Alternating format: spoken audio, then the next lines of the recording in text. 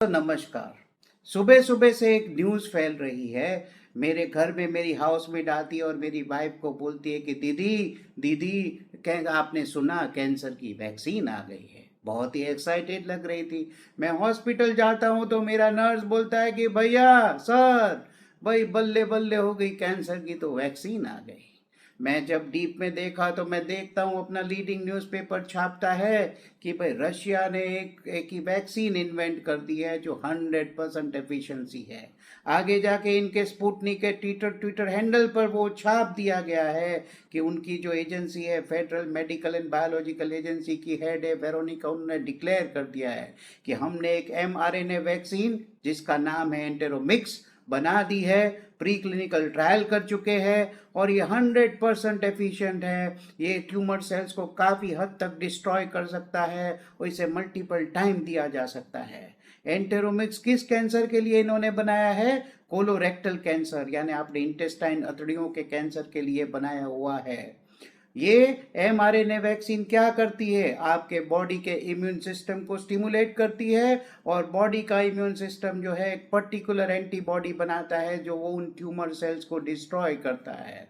दोस्तों, मेरा ये कहना है यहाँ पर कि भाई जिस तरह से न्यूज़ फैलाया गया, आगे जाके ये बोलते हैं कि हम और 2 कैंसर के लिए ये ढूंढ रहे हैं वैक्सीन, जो है स्किन कैंसर जिसे कहते हैं मेलानोमा, और दूसरी टाइप का है ब्रेन का कैंसर जो ग्लायोब्लास्टोमा, बहुत ही भयंकर ब्रेन का कैंसर होता है।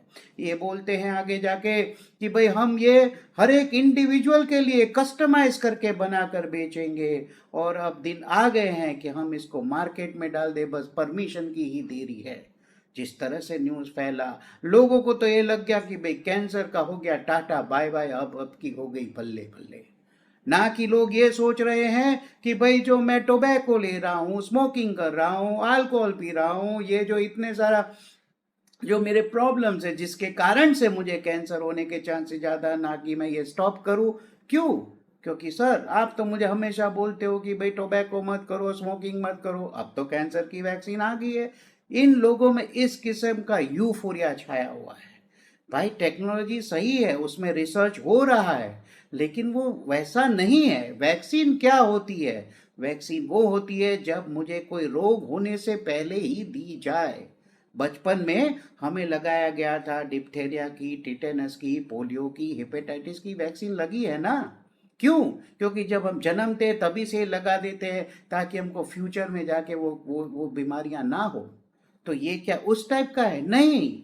टारगेट थेरापी ऑलरेडी है। एंटीबॉडीज, टारगेट थेरापी यानी जो एंटीबॉडीज होते हैं जो डायरेक्टली कैंसर सेल को डिस्ट्रॉय करते हैं, वो तो हम डायरेक्टली वो इंजेक्शन अवेलेबल है। और ये क्या कर रहा है कि बॉडी को स्टिमुलेट कर रहा है और बॉडी वही एंटीबॉडीज बना रही है। तो कहीं ना कहीं थोड़ा मिसलीडिंग सा चल रहा है। मुझे कहीं ना कहीं वो स्मेल आ रही है, वो बू आ रही है कि कहीं ना कहीं वो कोल्ड वॉर का जो एरा है वो तो वापस नहीं आ रहा।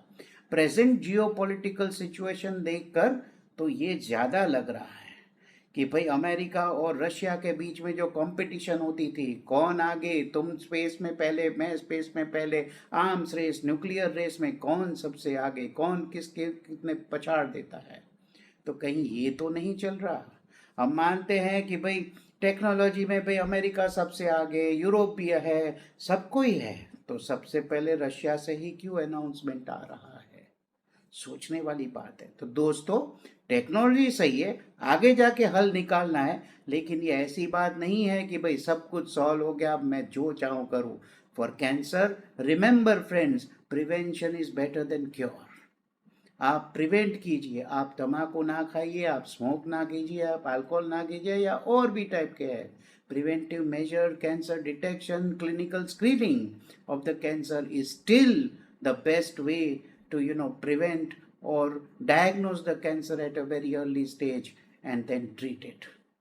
तो आज के लिए इतना ही। Spread this video if you like, share and subscribe my channel and spread this video for a greater awareness. For this time, thank you very much. जय हिंद, जय भारत।